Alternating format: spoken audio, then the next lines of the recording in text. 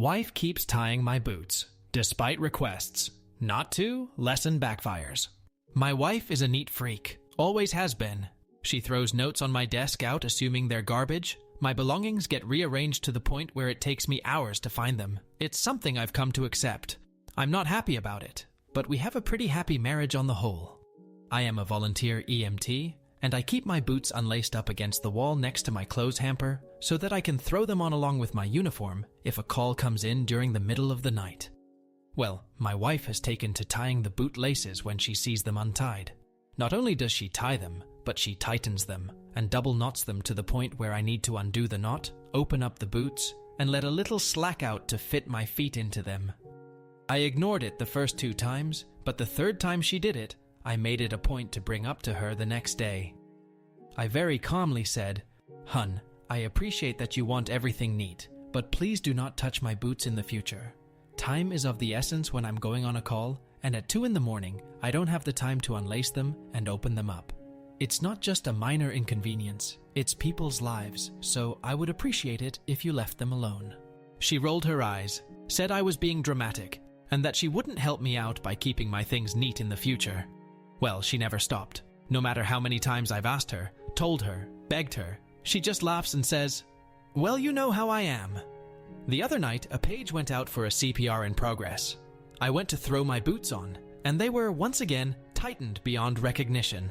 So I'm sitting there on the edge of the bed, cursing, trying to get my boots open, and fumbling due to the stress of the situation. My wife opened her eyes, groggily looked at me, and asked, "Don't you need to go on that call?"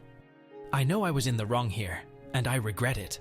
I slammed the boot into the ground and yelled, "Yes, I do! I would have been out the door 5 minutes ago, except some stupid motherfucker fucked with my goddamn boots again."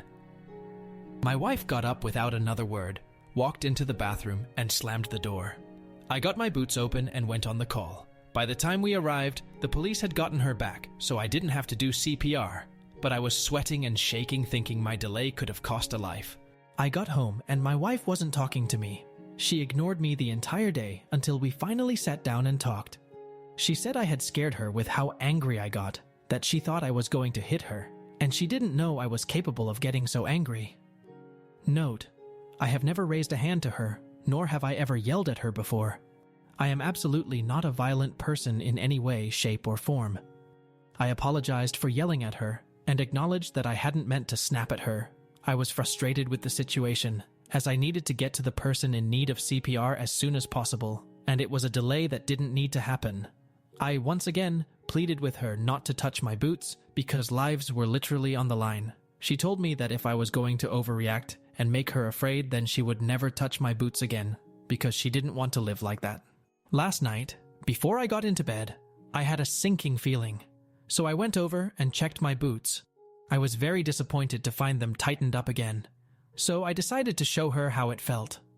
I went over to her closet and pulled out her running shoes. I unlaced the shoelaces on both of them, removed them from the shoes completely, curled them each into a little coil, put them inside the shoes, and put them back. I then went to sleep. At 6:15, I was woken up by my wife screaming, "How could you? Why would you do this?" holding up both laceless shoes with tears in her eyes. My wife likes to go for an early morning run, and I knew she would want to get out the door as soon as possible. I smiled and said, "You know how I am. I just like things neat." She continued sobbing and walked out of the room. So, by the time she was all laced up again, it was raining, so she missed out on her run. I actually feel pretty terrible about that, because I really only wanted to delay her, not ruin her plans completely. At this point, she's alternating between crying that I went out of my way to hurt her and ignoring my presence. I acknowledge that what I've done has been pretty childish and not at all constructive. I just don't know what to do, she said through tears. "You admitted you were totally in the wrong for yelling at me, and then you turned around and took it out on me in a different way. What is wrong with you?" The problem is, to her, an apology means taking on 100% of the fault. When I apologized for blowing up, she took that to mean she was 100% in the right, and that my feelings were completely unjustified. So at this point, I haven't apologized for ruining her run, because she'll take that to mean that she wasn't wrong to touch my boots. I've tried to have these discussions, but it's in one ear and out the other. We have such a good relationship otherwise, but I feel like this issue has reached a tipping point, and it's going to continue to result in arguments until we resolve it. How do I make things right with my wife, while still letting her know that I won't tolerate her disrespecting my property anymore? Edit. A couple things to address points that keep getting brought up. My wife has never been diagnosed as having OCD. As an EMT, I'm very careful about labeling someone as having a disorder, as I don't have the proper qualifications to make that diagnosis. I do agree that it's time for her to see somebody, get a proper diagnosis, and address these issues. My boots lace up in the front and zipper on the side. They're not a full unzip, but rather an unzip to open them up a bit. The way my wife is tying them makes them impossible to get on even with the zipper down. They're weatherproof and great for standing on rough terrain or the highway after accidents. They're only about a year old and were actually a gift from my wife. I've not considered Velcro before. I'm a bit hesitant to do that, as I don't know that they wouldn't catch on things or wear out quicker. I've tucked the laces in, but she still tied them up. This is a bit of compulsive behavior on my part. I don't leave my boots in the garage, because my mother was a smoker growing up, and that's where she would smoke. So I would end up with ashes in my shoes and having them reek of tobacco after. So I developed a habit of wearing them into my home. Also, if I leave them there, they're likely to get moved someplace safe, where it will take me even longer to find them. Putting the boots in the closet, she found them and tied them. Putting them under the bed or out of sight, they were found, tied, and moved to the closet. I honestly believe that a footlocker or any other kind of box would get moved to where I would have to wake her up to find it. If it's locked, then my keys are likely to go missing.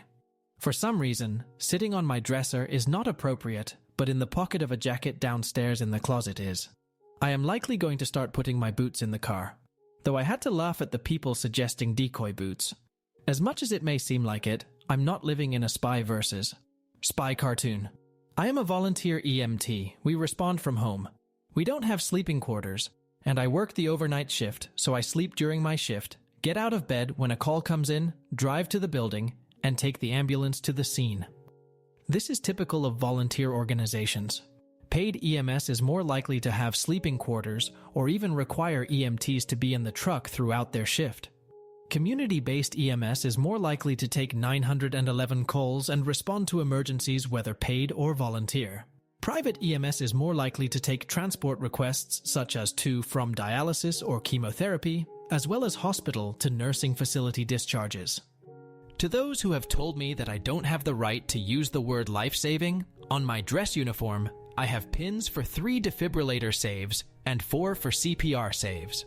I've crawled into a car wreck to open someone's airway and bagged them until we could get them out. While transporting a patient, I recognized signs of internal injury and ordered we divert to a trauma center, where he was put directly into emergency surgery that saved his life. Did I do these things entirely by myself? No, of course not. I would never claim that I was the sole reason someone lived. However, I am, at my very basest level, a vital link in the chain or survival.